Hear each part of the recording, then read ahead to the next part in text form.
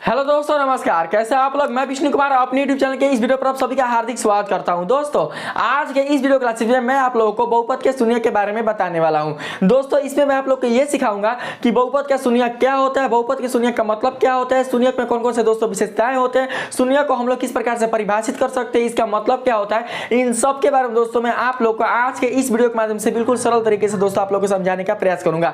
क्योंकि दोस्तों आपके अगला वाला जो आपका प्रश्नावली 2.2 है उसमें दोस्तों कुल जितने सारे क्वेश्चन है वो आपके बहुपद के शून्यक पर ही आधारित है। इसलिए सबसे पहले आप लोग को ये जानना बहुत ही आवश्यक है कि आपके बहुपद का जो दोस्तों शून्यक होता है उसका मतलब क्या होता है। जैसा कि दोस्तों आप लोग जानते हैं कि आपके पिछले वीडियो के माध्यम से मैंने आपके प्रश्नावली 2.1 में दिए गए कुल जितने सारे क्वेश्चन है उनका सोल्यूशन बिल्कुल सरल तरीके से करा दिया है। अब दोस्तों इसके जब आगे हम लोग प्रश्नावली 2.2 में बढ़ेंगे तो उनके क्वेश्चनों का सोल्यूशन करने के लिए आपको यह जानना होगा कि बहुपद का शून्यक क्या होता है और इसका मतलब क्या होता है। तो दोस्तों इसी के बारे में, इसी तथ्य के आधार पर मैं आप लोगों को दोस्तों इस वीडियो के माध्यम से बिल्कुल सरल तरीके द्वारा आप लोग को समझाने का प्रयास करूंगा।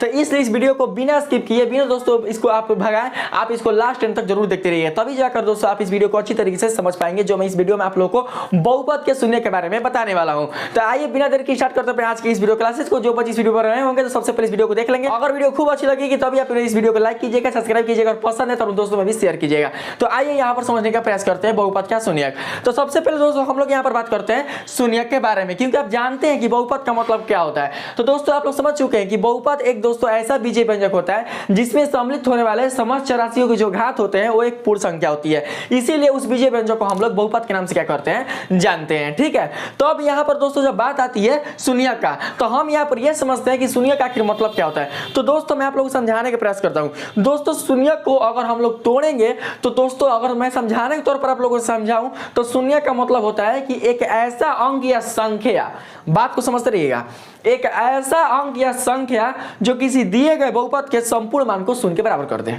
मैंने क्या बताया कि एक ऐसा अंक या संख्या जो किसी दिए गए बहुपद के संपूर्ण मान को शून्य के बराबर कर दे, उसी को हम लोग उस बहुपद का शून्यक बोलेंगे। बस दोस्तों आप लोगों ने क्या जाना कि कोई भी अगर अंक या संख्या हो, अगर वो अंक या संख्या किसी बहुपद के संपूर्ण मान को शून्य के बराबर कर देता है तो हम लोग ये कहेंगे कि वो जो बहुपद का जो दोस्तों शून्य करने वाला जो दोस्तों आपका मान मिला है वही मान उस बहुपद का शून्यक कहलाएगा। तो इसे हम लोग क्या करते हैं, परिभाषा के माध्यम से समझने का प्रयास करते हैं। तो आइए हम लोग क्या करते हैं, परिभाषा के माध्यम से समझते हैं। तो दोस्तों देख सकते हैं यहाँ पर कि आपको बताया जा रहा है बहुपद के शून्य के परिभाषा में कि किसी बहुपद के चर राशि का वह मान जो उस बहुपद के संपूर्ण का मतलब होता है पूरा का पूरा मान। जैसे कि हमने यहाँ पर एग्जांपल में लिया है बहुपद x³ + 1, तो जितना भी दोस्त आप देख रहे हैं x³ + 1 ये आपका क्या है, संपूर्ण मान है। तो ये संपूर्ण मान क्या होना चाहिए, आपका शून्य यानी कि 0 हो जाना चाहिए।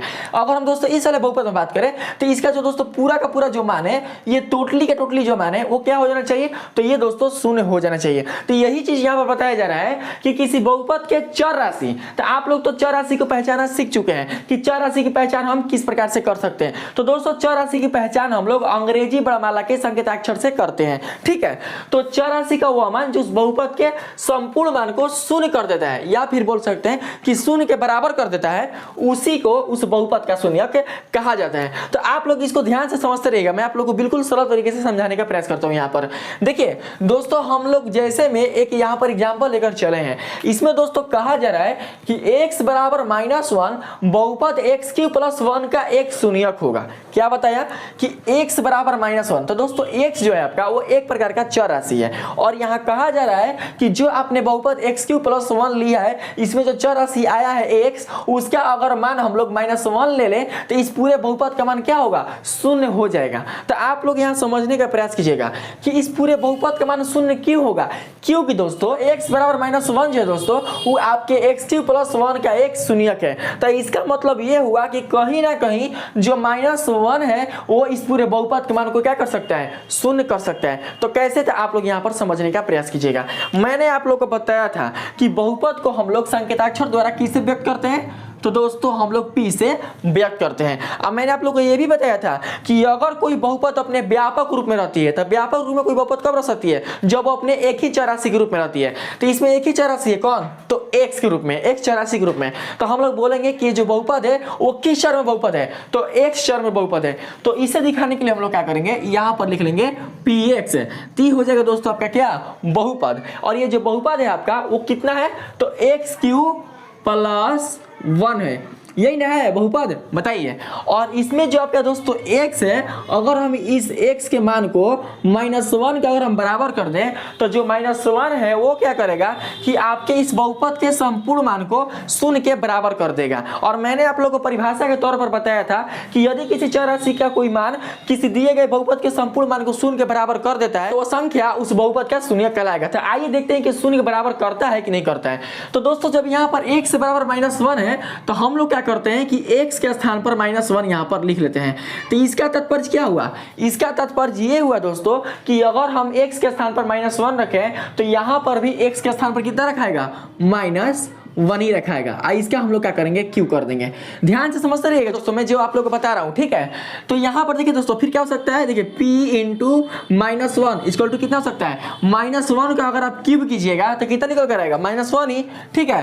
तो यहाँ पर निकल जाएगा -1, आप प्लस कितना है तो 1। तो इस प्रकार से दोस्तों देख सकते हैं कि p × -1 इक्वल टू हो जाएगा -1 और +1, यानी अगर एगो प्लस है एगो माइनस में अगर दोस्तों क्या करें हम जो की क्रिया करें तो इसका पूरा जो मान होगा वो शून्य हो जाएगा। तो आप देख सकते हैं कि x बराबर -1 के लिए आपका दिया हुआ जो बहुपद है x³ + 1 इसका संपूर्ण मान शून्य के बराबर हो चुका है। हो गया ना शून्य के बराबर। तो ये जो शून्य के बराबर हुआ है वो किसके कारण हुआ है? तो दोस्तों ये बराबर हुआ है x बराबर -1 रखने पर। तो कहीं ना कहीं जो -1 है वो इस बहुपद का शून्यक होगा। शून्यक इसलिए होगा क्योंकि x बराबर -1 रखने पर इस बहुपद का संपूर्ण मान शून्य के बराबर हो जाता है। इसलिए हम लोग दोस्तों -1 को इसका क्या बोलेंगे? शून्यक बोलेंगे। अब कितना सारा बच्चा ये समझता है, कितना सारा लड़का ये समझता है कि शून्य का मतलब होता है शून्य, यानी अगर हम किसी बहुपद के चर राशि में अगर शून्य को प्रतिस्थापित कर दें तो उस बहुपद के संपूर्ण मान को शून्य के बराबर कर देगा, जो कि दोस्तों ये गलत है। ये कोई आवश्यक नहीं है कि किसी बहुपद का जो शून्यक होगा वो शून्य ही होगा। ऐसा नहीं है कि शून्य नहीं हो सकता है, शून्य होगा, लेकिन ऐसा भी नहीं है कि हमेशा शून्य होगा, क्योंकि यहाँ पर दोस्तों ये शून्य नहीं है, ये क्या है? एक प्रकार का -1 है। तो इसको दोस्तों हम लोग इस प्रकार से भी कह सकते हैं कि किसी बहुपद का शून्यक एक वास्तविक संख्या हो सकती है और आपका जो 0 है वो भी एक प्रकार का वास्तविक संख्या ही होती है। इसीलिए दोस्तों मैंने आप लोग को विशेषता में भी बताया है, आप लोग देख सकते हैं किसी बहुपद का शून्यक केवल शून्य ही हो यह कोई आवश्यक नहीं है। तो इसको दोस्तों हम लोग क्या करते हैं? टिकअप कर लेते हैं, क्योंकि आपने इस विशेषता को समझ लिया। किसी बहुपद का शून्यक केवल शून्य हो यह कोई आवश्यक नहीं है। शून्य के अतिरिक्त कोई भी दोस्तों संख्या हो सकती है, तो वो संख्या जो दोस्तों हो सकती है उसे हम लोग बोल सकते हैं कि वो संख्या कौन होगी? तो वो संख्या दोस्तों आपका वास्तविक संख्या होगी।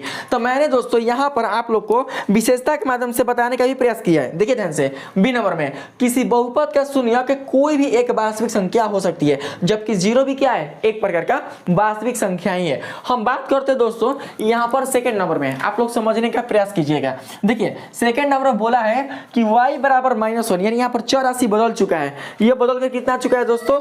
यह बदल कर आ चुका है y। तो सबसे पहले हम लोग बहुपद का निरूपण करते हैं एक चर में। तो एक चर में बहुपद का निरूपण इस रूप में कर देंगे, py इक्वल टू कितना हो जाएगा? देख सकते हैं y³ प्लस फिर कितना दिया है दोस्तों? y² plus y plus 1।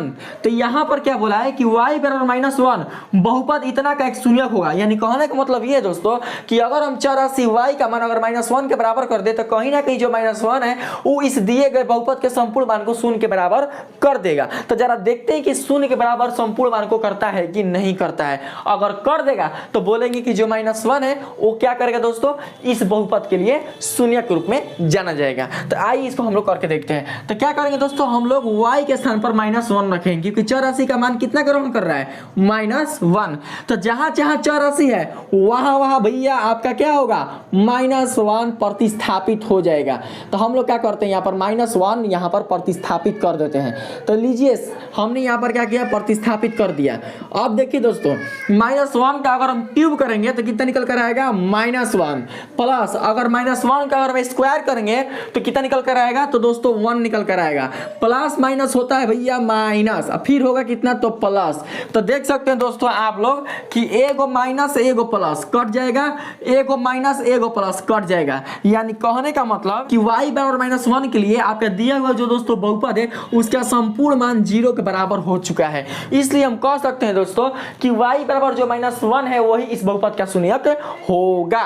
इस चीज को हमेशा क्या कीजिएगा? आप लोग समझ कर रखिएगा। और साथ ही मैंने आप लोग को पिछली वीडियो के माध्यम से ये बताया भी था कि जो बहुपद अपने जितने घात वाला होता है उनके शून्यक भी उतने ही प्राप्त होते हैं। तो दोस्तों आप देख सकते हैं कि जो मैंने यहाँ पर बहुपद लिया है वो कैसा है, तो यह दोस्तों त्रिघाती बहुपद है। तो ये कोई जरूरी नहीं है कि इस बहुपद का जो शून्यक होगा वो एक ही होगा। इस बहुपद के शून्यक कितने होंगे, तो 3 होंगे। जितने घात वाला बहुपद उतने उनके बहुपदों की शून्यकों की संख्या क्या होगी, प्राप्त होगी। एक को तो हमने पता कर लिया कि इस बहुपद का शून्य कौन होगा, -1, लेकिन दो और भी कोई ऐसा संख्या होगा जो इस बहुपद के संपूर्ण मान को शून्य कर सकता हो। और जब इस बहुपद के संपूर्ण मान को शून्य कर देगा तो वो दोनों संख्याएं भी क्या होंगी दोस्तों, इस बहुपद के शून्य के रूप में जानी जाएंगी। तो यहाँ पर दोस्तों मैंने आप लोग को बताने का भी प्रयास किया है। देखिए किसी बहुपद का एक से अधिक शून्यक हो सकते हैं। क्यों दोस्तों, देखिए मैंने इसको तो बता चुका है, इसको टिकअप कर लेते हैं। ठीक है, किसी बहुपद का एक से अधिक शून्यक हो सकते हैं, यानी अगर कोई बहुपद रैखिक रहेगा तो उसके शून्यक कितने प्राप्त होंगे, तो उसके शून्यक दोस्तों आपको 1 प्राप्त होंगे। क्यों प्राप्त होंगे,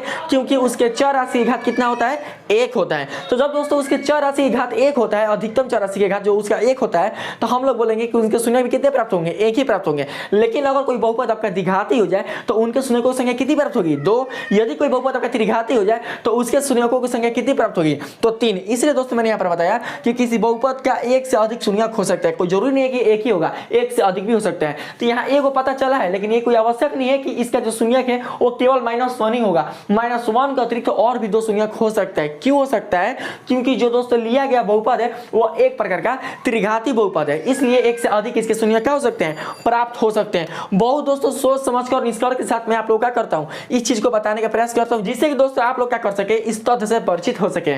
तो हम क्या करते हैं, इसको भी टिकअप कर लेते हैं ताकि आप लोग को बिल्कुल अच्छे तरीके से समझ में आ सके। और हई तजर्बे करते हैं कि बहुपद का शून्यक उस बहुपद के संपूर्ण मान को शून्य के बराबर कर देता है। तो मैंने आप लोग को अभी यहाँ पर समझाकर आप लोग को बिल्कुल अच्छे तरीके से बताने का प्रयास किया है कि किसी बहुपद का शून्यक उस बहुपद के संपूर्ण मान को क्या करेगा, शून्य के बराबर कर देगा। ठीक है दोस्तों, अब जरा हम लोग थोड़ा सा और समझने का प्रयास करते हैं। देखिए यहाँ पर बोला है t बराबर 4/3 बहुपद 3t² - t - 4 का एक शून्यक होगा।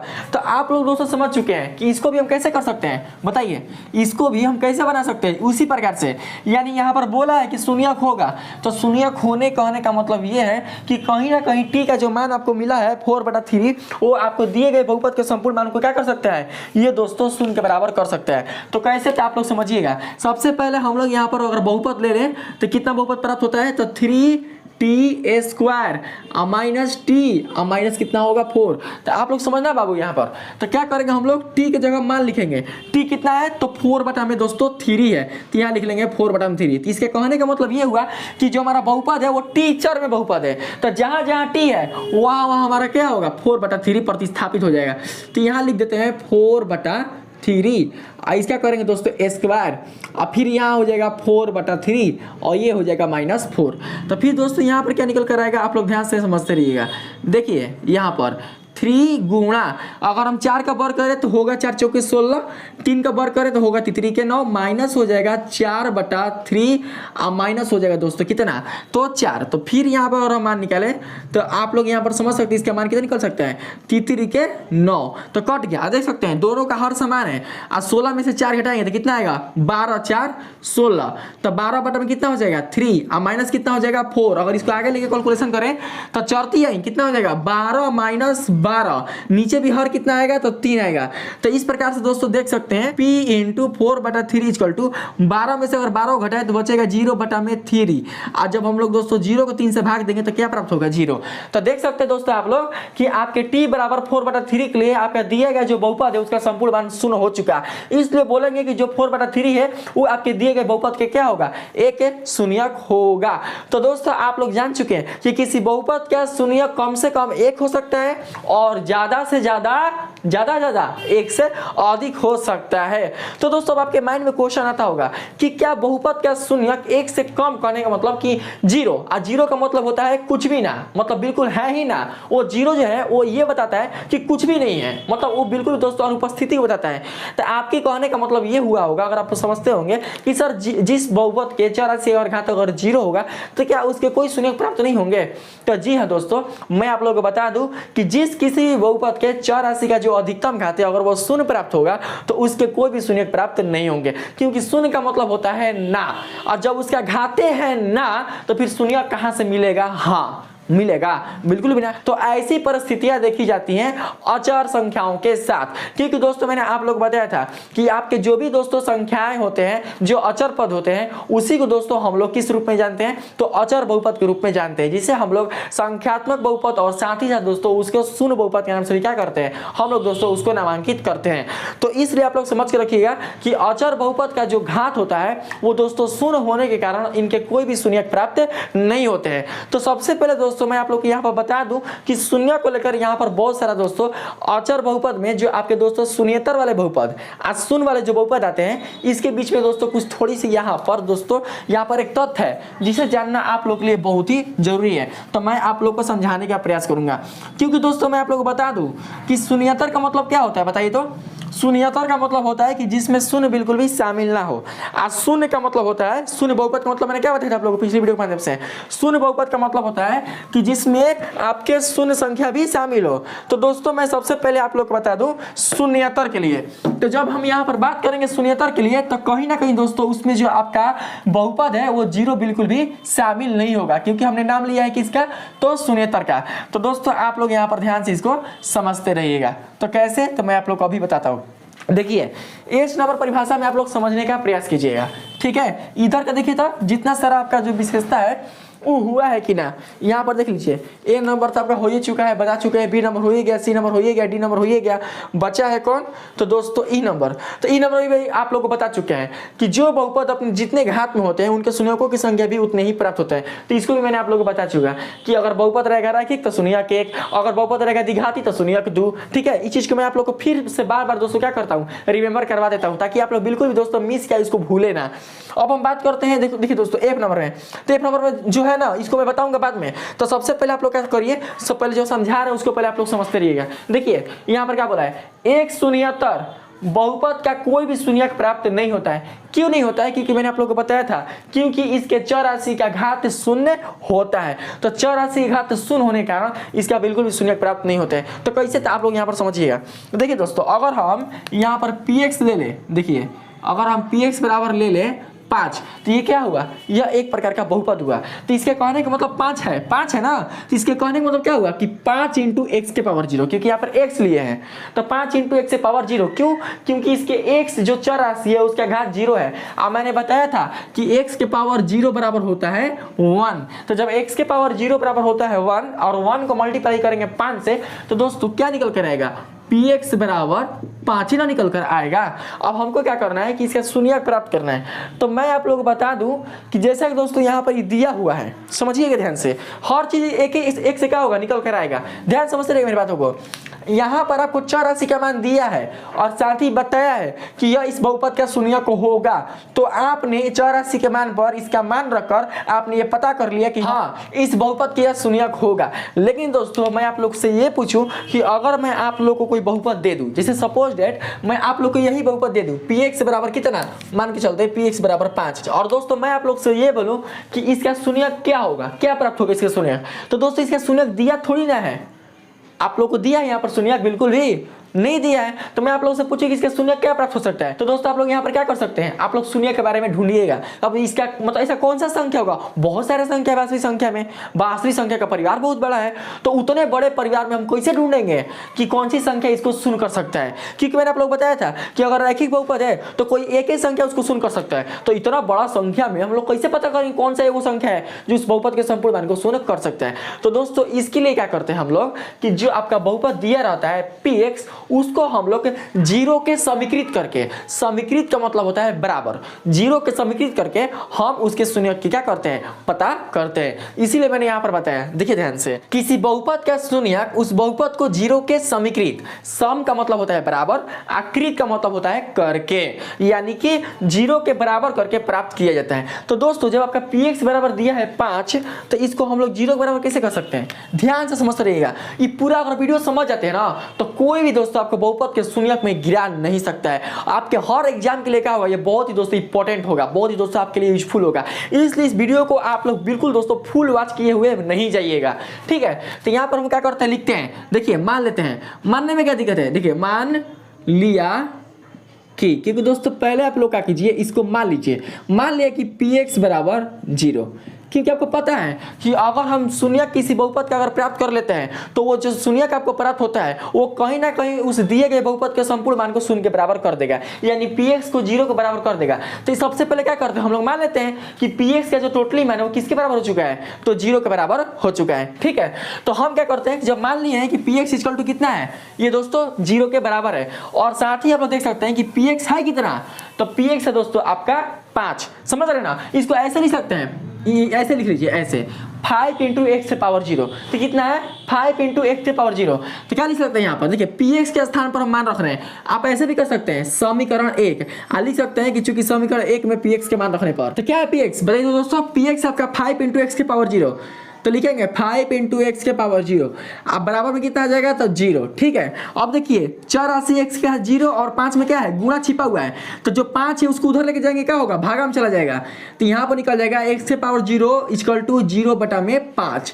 और जब दोस्तों हम लोग 0 को 5 से अगर हम भाग देंगे तो क्या निकल कर आएगा, एक्स के पावर 0 इक्वल टू यहाँ पर जो मान है वो निकल कर आ जाएगा 0। तो कहने का मतलब ये हुआ कि जब एक्स के पावर 0 इक्वल टू आपका आ चुका है 0, तो यहाँ पर जब दोस्तों हम लोग 0 को अगर हम यहाँ पर मान रखें किस में, देखिए अगर हम लोग यहाँ पर x के पावर 0 के स्थान पर हम 0 रख दें तो इसका जो मान है वो क्या कर सकते हैं, 0 के बराबर कर सकते हैं। देख सकते हैं, तो 0 के बराबर कहने का मतलब कि यहाँ पर जो x के पावर 0 मिला है ना, तो इसका मान कहने का मतलब कि 0 का मतलब कुछ भी ना, 0 का मतलब है कुछ भी ना, कुछ भी नहीं, मतलब इसका कोई भी दोस्त आपका शून्य प्राप्त हो ही नहीं सकता है।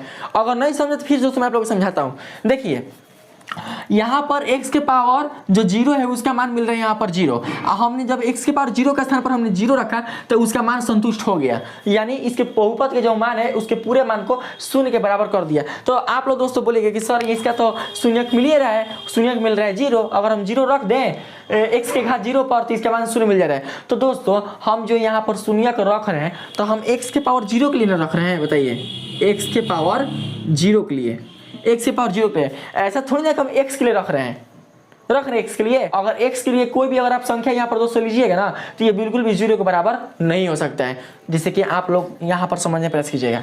जैसे कि मान के चलते कैसे आप लोगों ने पिछले बार आपने किया था, x के स्थान पर देखिए, जैसे कि यहाँ पर x के स्थान पर आपने -1 रखा था तो पूरा मान 0 हो गया था, y के स्थान पर अगर आपने -1 रखा था तो पूरा मान 0 हो गया था, आपने t के स्थान पर 4/3 रखा था तो पूरा मान 0 के बराबर हो गया था। उसी प्रकार से दोस्तों अगर आप लोग यहाँ पर जो x है ना, x कोई भी अगर आप संख्या रखिए, मान चलता है यहाँ पर कोई संख्या हम ले लेते हैं -1 है, ठीक है -1 ले लेते हैं, तो क्या होगा 5 इंटू, देखिए x के पावर 0 है ना, तो x के स्थान पर रखाएगा तो -1 का घात कितना हो जाएगा 0। तो देखिए दोस्तों आप लोग पता है कि x का घात 0 पर कितना होता है 1, और यहाँ पर जो x होगा है -1, तो इसका भी घात कितना आएगा, मतलब -1 का जो घात है 0, इसका संपूर्ण मान कितना आएगा, तो इसका संपूर्ण मान निकल कर आएगा 5 गुणा 1। इसलिए दोस्तों जो p इंटू -1 जो है आपका बहुपद वो किसके बराबर हो जाएगा, यहाँ पर 5 कम 5, तो 0 कहाँ हुआ, 0 कहाँ हुआ, 5 ना प्राप्त हो रहा है, और जबकि इसको क्या होना चाहिए था, 0 प्राप्त होना चाहिए था। 0 प्राप्त होगा तो ना बोलेंगे कि इसका वो शून्यक है अचर बहुपद का, जबकि यहाँ 0 प्राप्त होवे नहीं कर रहा है, 5 प्राप्त हो गया। अगर उसी प्रकार से हम ये 7 रखें, अगर 7 भी रखिएगा तो 7 के पावर 0 कितना मिलेगा 1, तो टोटल मान क्या हो जाएगा, आपको 5 ही प्राप्त होगा। अगर उसी प्रकार से दोस्तों 4/2, तो 4/2 का घात जो 0 है उसका भी टोटली मान कितना मिलेगा 1, और 1 को जब हम 5 से मल्टीप्लाई करेंगे तो 5 ही यहाँ पर मिलेगा। यानी कि दोस्तों अगर आप कोई भी अगर वास्तविक संख्या यहाँ पर रखिएगा तो वास्तविक संख्या रखने के फलस्वरूप क्या होगा कि इसका कोई भी ऐसा मान जो होगा ये इसको बिल्कुल भी 0 के बराबर नहीं कर सकता है। तो इस कारण ही हम लोग क्या करते हैं, हम लोग ये दोस्तों परिभाषित करते हैं कि एक अचर यानी संख्यात्मक बहुपद का अगर वो बहुपद शून्येतर हो, तो याद रखिएगा मैं शून्य बहुपद की बात नहीं कर रहा हूँ, शून्येतर बहुपद की बात कर रहा हूँ। अगर कोई बहुपद शून्येतर हो तो उसका कोई भी दोस्तों आपका शून्यक प्राप्त नहीं होता है। यहाँ पर हुआ है नहीं। अगर दोस्तों हम यहाँ पर 0 रखते हैं तो आप लोगों को दोस्तों मैंने पिछली वीडियो में बताया था कि 0 का घात 0 कितना मिलता है, इन्फिनिटिव यानी अपरिभाषित मिलता है। अगर यहाँ पर दोस्तों जब 0 घात 0 है तो यहाँ मान कितना मिलेगा, अपरिभाषित। और जब अपरिभाषित को दोस्तों हम क्या करते हैं मल्टीप्लाई करेंगे 5 से तो कितना मिलेगा, वो भी दोस्तों अपरिभाषित ही क्या होगा प्राप्त होगा। तो अपरिभाषित प्राप्त हुआ, लेकिन आपका जो मान है वो बिल्कुल शून्य के बराबर प्राप्त हुआ नहीं हुआ, तो बोल सकते हैं कि कोई भी वास्तविक संख्या जो होगी इस अचर बहुपद का बिल्कुल भी शून्यक नहीं हो सकती है। ठीक है, अब दोस्तों हम यहाँ पर शून्येतर क्यों लिए हैं, आप लोग यहाँ पर समझने का प्रयास कीजिएगा। देखिए मैंने क्या बताया कि एक शून्येतर बहुपद का कोई भी शून्यक प्राप्त नहीं होता है क्योंकि इसके चर राशि के घात शून्य होता है। तो हमने शून्येतर क्यों लिया है, क्योंकि दोस्तों अब आप लोगों को समझाते हैं। देखिए यहाँ पर अगर हम px बराबर 0 ले लें, ठीक है, ये क्या है, शून्य बहुपद है। ठीक है, मतलब शून्य आया है इसलिए हम यहाँ पर बोले हैं। अगर हम px बराबर 0 ले लें तो इसका मतलब क्या होगा कि 0 × x के पावर 0, यही ना हुआ दोस्तों। तो हम क्या करते हैं कि इसका हमको शून्य प्राप्त करना है, तो शून्य कैसे प्राप्त करेंगे, तो px को 0 के बराबर मान लेंगे। ऐसे लेट मान लेते हैं, लेट दैट मान लेते हैं कि मान लिया कि px जो है किसके बराबर है, 0 के। तो आपका जो px हो किसके बराबर है, 0 × x के पावर 0 बराबर कितना हो जाएगा, 0। और जब x के पावर हम 0 निकालेंगे तो कितना निकल कर आएगा, 0/0, यानी कि यहाँ पर गुणा में है 0 और 0 को अगर उधर ट्रांसफर करेंगे तो 0/0। तो 0/0 कहने का मतलब ये हुआ दोस्तों कि इसका जो मान प्राप्त होगा वो मिलेगा अपरिभाषित। यानी कहने का मतलब कि अगर कोई बहुपद आपका शून्य संख्या हो जाए, क्या हो जाए, अगर कोई बहुपद संख्यात्मक रूप में अगर आपका शून्य संख्या हो जाए तो उसका जो शून्यक होता है दोस्तों वो अपरिभाषित प्राप्त होता है। यानी दोस्तों इसको बिल्कुल भी परिभाषित नहीं कर सकते हैं। देखिए जैसे कि हमने यहाँ पर x बराबर हम कोई भी अगर मान यहाँ पर मान ले लेते हैं, जैसे कि x बराबर दोस्तों हम पाई ले लेते हैं, पाई जो कि क्या है, वास्तविक संख्या है और अपरिमेय संख्या है, तो हम पाई ले लेते हैं। तो हम क्या करते हैं दोस्तों कि यहाँ पर रखते हैं, देखिए x के स्थान पर हम लोग रखते हैं, तो पाई यहाँ पर रख दिए। ठीक है, तो बराबर में बोला है शून्य को छोड़कर प्रत्येक वास्तविक संख्या शून्य बहुपद का एक शून्यक हो सकती है। तो यहाँ पर 0 × x के मान कितना लिया है आपने, पाई ना, तो यहाँ पर ले लेंगे दोस्तों हम लोग पाई। अब पाई के घात कितना हो जाएगा, 0। तो p पाई अब बराबर, अब देखिए पाई के घात 0 है तो इसका मान कितना मिलेगा, 1। ये जो आपका p पाई है यानी जो आपका पूरा बहुपद है वो शून्य के बराबर हो जाएगा, किसके लिए, तो पाई के लिए। अगर उसी प्रकार से अगर यहाँ पर आप कोई भी अगर मान रखिए, धनात्मक रखिए, ऋणात्मक रखिए, पूर्ण रखिए या अपूर्ण रखिए या भिन्न रखिए, कोई भी अगर आप मान रखिएगा तो इसका जो मान होगा दोस्तों गारंटी है कि 1 आएगा। है कितना, 0 × x के पावर 0 है ना, यानी शून्य रूप में है, तो इसका टोटली जो मान है दोस्तों वो 0 के बराबर हो जाएगा। और मैंने आप लोगों को बताया था कि जो भी संख्या किसी बहुपद को शून्य के बराबर कर दे तो ये बहुपद है ना है, इसको शून्य के बराबर कर दे रहा है, तो हम लोग बोलेंगे कि पाई भी क्या है, इस बहुपद का शून्यक है। अगर 5 रखेंगे तो 5 के घात 0 बराबर मिलेगा 1, और 1 को 0 से मल्टीप्लाई करेंगे तो कितना मिलेगा, 0। तो बोलेंगे 5 भी क्या है, इसका शून्यक है। तो भैया मैंने आप लोगों को बताया था कि जिस बहुपद के जितने घात होते हैं उसके शून्यक भी उतने ही प्राप्त होते हैं। इसका कोई घात मतलब कोई है ही नहीं, अब फिर भी उसको बहुत सारे शून्यक प्राप्त हो रहे हैं, मतलब इतना शून्यक प्राप्त हो रहा है कि इसको हम लोग परिभाषित नहीं कर सकते हैं। तो इसीलिए यहाँ पर बोला है कि यहाँ पर शून्य को छोड़कर प्रत्येक वास्तविक संख्या शून्य बहुपद का एक शून्यक होती है। क्यों, क्योंकि शून्य बहुपद की घात अपरिभाषित होती है, यानी उसको बिल्कुल भी हम लोग परिभाषित नहीं कर सकते हैं। अब यहाँ पर क्वेश्चन ये उठता है, सवाल ये उठता है कि क्यों शून्य को छोड़कर यहाँ पर हम लोग शून्य क्यों नहीं लिख सकते हैं। अगर यहाँ पर हम लोग शून्य लिख दें तो क्या प्रॉब्लम हो सकता है, तो आप लोग मैं समझाता हूँ कि शून्य अगर लिख देंगे तो क्या प्रॉब्लम हो सकता है।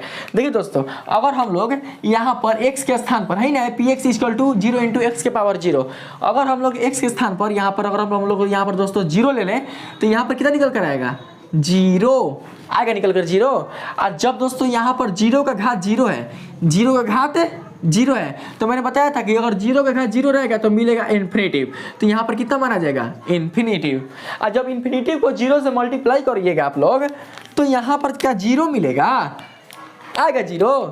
यहाँ पर जो मान होगा वो आपको इन्फिनिटिव मिल जाएगा, यानी अपरिभाषित मिल जाएगा। तो कहने का मतलब ये हुआ कि अगर हम लोग 0 को रखेंगे x के स्थान पर शून्य बहुपद के लिए तो उसके लिए बिल्कुल भी क्या करेगा, शून्य के बराबर नहीं करेगा। लेकिन अगर शून्य संख्या को छोड़कर कोई भी अगर संख्या अगर हम लोग इसके चर राशि के स्थान पर रखते हैं तो इसके बहुपद के संपूर्ण मान को शून्य के बराबर कर देगा। इसीलिए दोस्तों मैंने आप लोग बताया कि शून्य को छोड़कर प्रत्येक वास्तविक संख्या शून्य बहुपद का एक शून्यक होती है, यानी शून्य बहुपद को हम लोग बिल्कुल भी परिभाषित नहीं कर सकते हैं, इसकी जो घात होती है वो अपरिभाषित होती है। तो दोस्तों इसमें इतने सारे तथ्य बहुत सोच समझ कर दोस्तों मैंने आप लोगों को बताने का इस चीज को आप लोग को प्रयास किया है। यहाँ देखिए बोला है जी नंबर में, किसी बहुपद के सभी शून्यक उस बहुपद के लिए अद्वितीय होते हैं। अद्वितीय करने का मतलब कि इसको छोड़कर कोई दूसरा जो दोस्तों संख्या है इस बहुपद के संपूर्ण मान को शून्य नहीं कर सकता। अगर दोस्तों मान चलते हैं कि देखिए यहाँ पर क्या चाहिए, त्रिघाती बहुपद है, तो इसके अधिक से अधिक कितने शून्यक मिलेंगे, अधिक से अधिक, ये त्रिघाती है ना, तो अधिक से अधिक कितने शून्यक मिलेंगे, 3 गो।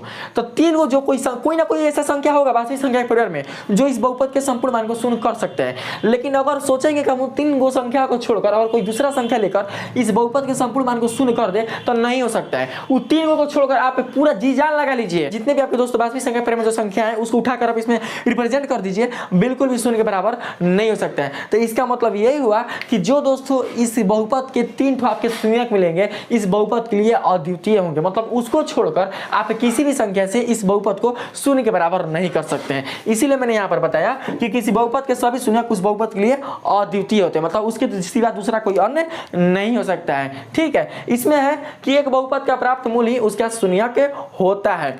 तो दोस्तों आप लोगों को पता है ना कि मूल किसको बोलते हैं, बताइए। और कोई पूछे कि बहुपद का मूल क्या होता है तो आप लोग समझते होंगे कि बहुपद का मूल मतलब कि चर राशि का वह मान जो उस बहुपद के संपूर्ण मान को संतुष्ट करता है। संतुष्ट मतलब बराबर करता है, ठीक है। तो उसी को हम लोग क्या बोलते हैं, मूल के नाम से क्या करते हैं हम लोग जानते हैं। अगर हम क्या करें -1 को अगर हम यहाँ पर रख दें तो क्या करेगा ये दोस्तों, बराबर कर देगा ना, यानी संतुष्ट कर देगा। तो बोलेंगे कि क्या है, मूल है। तो किसी बहुपद का मूल ही क्या कहलाता है, उसका शून्यक कहलाता है। देखिए सिखाते हैं कैसे, समझिएगा आप लोग ध्यान से। यहाँ पर जैसे कि दोस्तों हम यहाँ पर ले लेते हैं, देखिए px बराबर अगर हम यहाँ पर ले लें Y Q plus Y square plus Y plus 1, इतना दोस्तों क्या करते हैं हम लोग ले लेते हैं। तो हम क्या करते हैं, सबसे पहले इसका मूल निकालते हैं। तो इसका दोस्तों मूल कैसे निकालेंगे, तो 0 के बराबर कर रहा है, मतलब बहुपद जो है ना आपका उसको 0 के बराबर हम लोग कर देंगे। तो क्या करेंगे, लेट मान लेंगे कि px जो है वो किसके बराबर है, 0 के। ठीक है, तो दोस्तों जो px आपका वो है क्या, देखिए तो यहाँ पर px आपका Y Q plus Y square और y प्लस 1 कितना के बराबर हो सकता है, 0 की, क्योंकि जो मूल है वही शून्यक है। और जो शून्यक है तो इस बहुपद के संपूर्ण मान को शून्य के बराबर कर सकता है। समझ सकते हैं इस चीज को। तो इसको ऐसे लिख सकते हैं, इसका गुणनखंड करेंगे। देखिए यहाँ पर दोस्तों क्या कर सकते हैं, वाई स्क्वायर बाहर निकाल देंगे तो इधर हो जाएगा y अब प्लस हो जाएगा 1, ठीक है। अब प्लस y प्लस 1 बराबर 0, दो को समान है तो क्या करते रहते हैं ऐसे, वाई स्क्वायर प्लस 1 आई इंटू हो जाएगा y प्लस 1 बराबर 0, ठीक है। तो अब देखिए दोस्तों समानता के नियम से, समानता के नियम से क्या कर सकते हैं, वाई स्क्वायर प्लस 1 बराबर 0, आई इधर वाई प्लस 1 बराबर 0। तो इसलिए जो y का जो मान है वो कितना निकल कर आएगा, इधर देखिए प्लस 1 है ना, अगर उधर भेजेंगे तो क्या निकलेगा, -1, जबकि यहाँ पर -1 है, देखिए है ना -1 एक पता चल गया। तो मूल भी है, इस बहुपद के लिए शून्यक भी है। तो इसीलिए मैंने बोला कि बहुपद का प्राप्त मूल ही उसका शून्यक होता है। तो इस प्रकार से आपके इस वीडियो के माध्यम से मैंने आप लोगों को बहुपद के शून्यक से संबंधित कुल जितने सारे दोस्तों तथ्य थे, इनके विशेषता थे, मैंने आप लोग को बिल्कुल दोस्तों सरल तरीके से समझाने का प्रयास किया है। मुझे उम्मीद है कि इस वीडियो के माध्यम से आप लोग के मन में कोई भी दोस्तों डाउट नहीं रही होगी। सारे दोस्तों डाउट मैंने क्लियर करके इसको बिल्कुल दोस्तों अच्छी तरीके से परिभाषित करके आप लोगों को प्रमाणित करके मैंने आप लोगों को बताने का प्रयास किया है।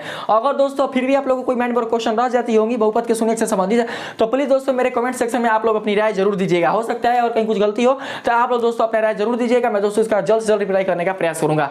अगर आपको दोस्तों ये वीडियो अच्छी लगी, इस वीडियो के माध्यम से आप लोगों ने बहुत कुछ जाना है, बहुत कुछ सीखा है, तो दोस्तों प्लीज मेरी इस वीडियो को लाइक कीजिएगा, सब्सक्राइब कीजिएगा और पसंद आए तो अपने दोस्तों में भी शेयर कीजिएगा। आज के लिए टाइम मिलते हैं अगले वीडियो में, तब तक के लिए धन्यवाद।